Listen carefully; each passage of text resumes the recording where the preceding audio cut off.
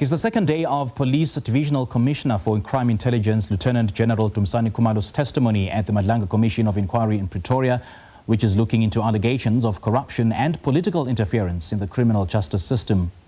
Yesterday, Khumalo told the Commission there are WhatsApp messages which allegedly show how alleged cartel member Vusimuzi Matlala facilitated payments to the ANC via Senzo Mchunu's alleged associate Brown Mokhodzi.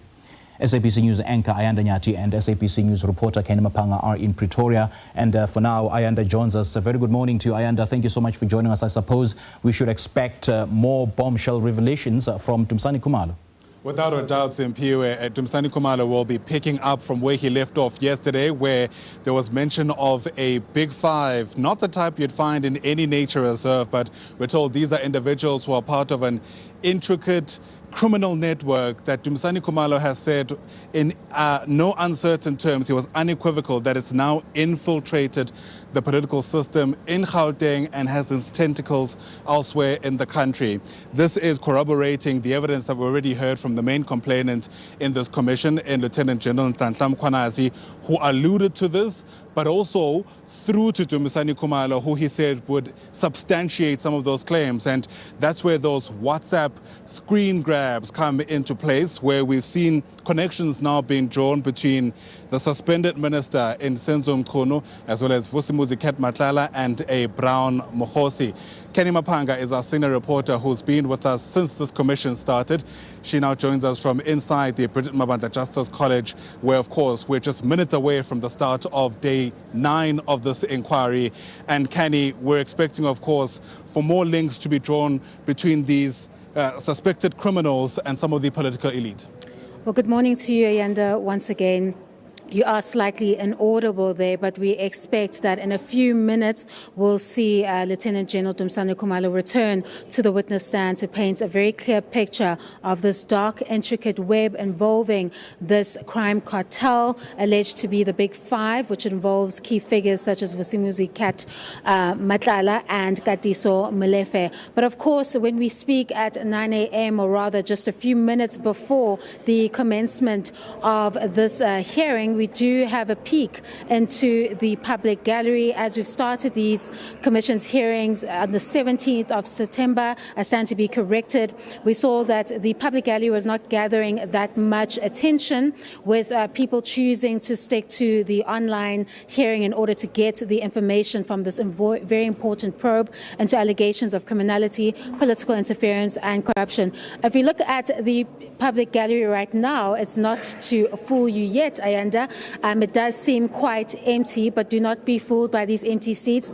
As Lieutenant General Dumisani Khumalo started his testimony yesterday, by 10 a.m., majority of these benches had been filled up with members of the public who were very intrigued by the testimony being given by Lieutenant General Dumisani Khumalo. We understand that this is the central figure that will essentially close the gaps that were created by several SABC officials and criminal justice system officials that brought their testimony to assist the Commission in this probe. And essentially, as the head of intelligence, he's going into great detail to go into the structure of this alleged Big Five cartel, its system, its modus operandi, its main commodity of illicit drug trafficking, coupled with contract killings. And now he's in the meat of that evidence, which are WhatsApp messages that have been extracted from the phone of one of the alleged members, that is Vusimuzi Matlala, which is painting a very clear picture of the alleged associations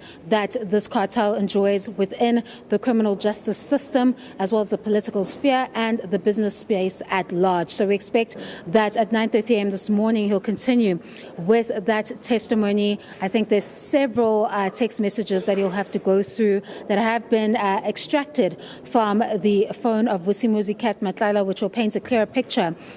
And it's all gearing towards this goal of trying to seek an answer or a motive behind this contentious decision to disband the political killings task team, who we've heard from the testimony so far was allegedly a misguided decision on the part of the police minister, Senzo Mchunu. And it is now Khumalo's job to finish that testimony, or rather close the gaps and join the dots as to what could be the alleged motive behind such a decision, and where to find the answers by fleshing out this dark, intricate web through the use of this particular Big Five cartel and the electronic communications found from Vusimuzi Cat Matlala's phone, and what they reveal about the links that this cartel has in critical institutions and the criminal justice system, and to what extent these links are enjoyed by these alleged cartel members. Over to you, Ayanda. All right, Canny, thanks very much indeed. We'll be watching very closely and holding on to every word as Dumisani Khumalo prepares for day 2 of his time in the witness box. In fact, he's already taken his seat, waiting, I imagine, with some kind of anticipation for the commissioners to also walk in. And in fact, if history is anything to go by, we know that will happen at any moment now. A lot of what Dumisani Khumalo had to say, of course, has set tongues wagging. At some stage, he made mention of how it seems there were funds flowing from a Brown Mokhosi and involved the suspended minister in Senzo Mkhunu in a narrative that had raised fresh questions about political funding in the country. Let's take you back to that moment. Take a listen. The 5 charts that I'll be taking the commission through, number 1 is communication between Mr. Vusimuzi Matlala and Mr. Brown Mokhosi, who is a businessman linked to several SAPS officials, and he appears to have been involved in funding activities for the Minister of Police within the ANC. A printout of WhatsApp chats between Matlala and Brown Mokhosi is attached as WB1 in the WhatsApp bundle. As you can imagine, all manner of inferences now being drawn about how far the tentacles of this alleged corruption actually go, especially because we're already given the impression by Nhlanhla Mkhwanazi in that bombshell briefing back in July already that politicians and MPs who are currently serving in this particular administration are involved in this web of maladministration and skullduggery. Yesterday, we also had a pretty significant briefing from the Special Investigating Unit, who, of course, had laid bare the extent of the looting taking place at Tembisa Hospital. And some people would have, of course, recognized some of the names coming up insofar as who's allegedly involved in that. Vusimuzi Cat Matlala said to be receiving some of the money that's been used there to loot that institution in corruption that's now said to amount to about 2 billion rand.